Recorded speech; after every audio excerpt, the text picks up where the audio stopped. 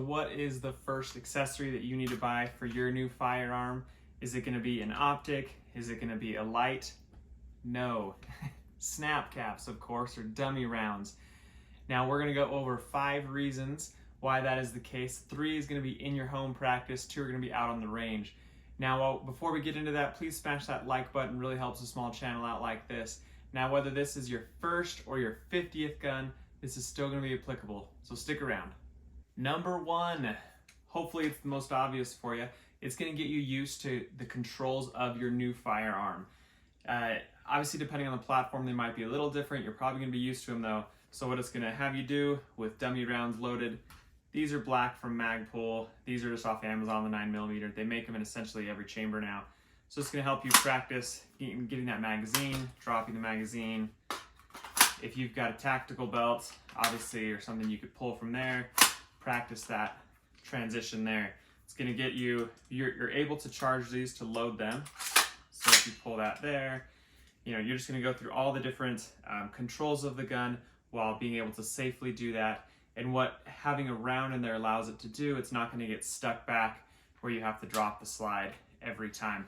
And that's going to be the same thing with the 9mm as well. It's going to let you chamber the round without getting stuck in the back. So again, you can practice getting those magazines. That's number 1.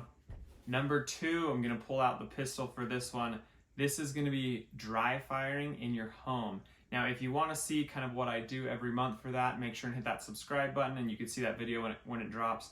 But essentially, I think it's really important. Training practice is going to be the biggest thing, either for concealment or just general purpose, general duty. So I'll show you kind of what I do for dry fire around my home.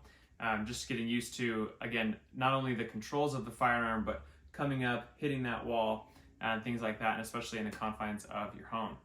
Number 3, right along with this, is going to be reloading. So especially if you're new to firearms, or if it's a new caliber or something like that you're really not used to, it's just going to teach you how to load guns, how to load magazines. This is something you could do, struggled with that one. This is something you could do while you're watching TV, watching a show, anything like that, but it's just going to get you more comfortable handling the firearm overall, even if it just starts with loading magazines. 2 for out on the range. I should have started with this, but the number 1 tip when using dummy rounds inside the house, you want to put all live ammunition in a different room. You don't want to have any chance, if you're chambering rounds and practicing malfunctions or reloads, things like that, you don't want to have any chance of putting a live round in there. On the range, however, that's going to be a little different. So I've got 2 things there for you, and really helpful for dummy rounds. One, you can just use normally in your range. The other you might want to do as a very separate drill. And the first one is going to be loading in dummy rounds with live ammunition. What that's going to do is basically simulate a malfunction where you've got a dead trigger. And whether that's, tapping and racking a new round in, or if that's going to be changing to a different magazine, it's just going to get you in that habit of dead trigger, what do I do, right? So that's a really important thing to learn and practice. The other drill is going to be very similar, but I do recommend doing it separately. So it's going to be the same thing where you're going to load 1 round into the magazine. It helps if you have a range buddy that you go with, and don't let them tell you how many they put in there, or if they just put 1 or something like that. So what you're going to do is, this is going to be recoil anticipation or recoil creep, whatever you want to call it.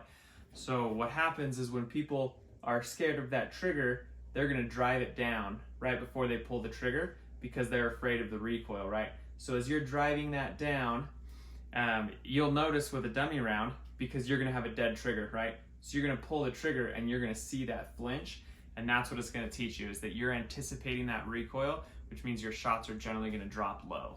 So if you have a buddy load, say 1 live round, or a dummy round and then a live round, that first one will pop for you, and that second one, you'll flinch. The reason you want to do these separately is it might help to film that, and so that way you can kind of see that, or if they're watching you very specifically, as opposed to the other one, you're going to be shooting a lot faster and trying to get out of that malfunction, or that forced malfunction per se.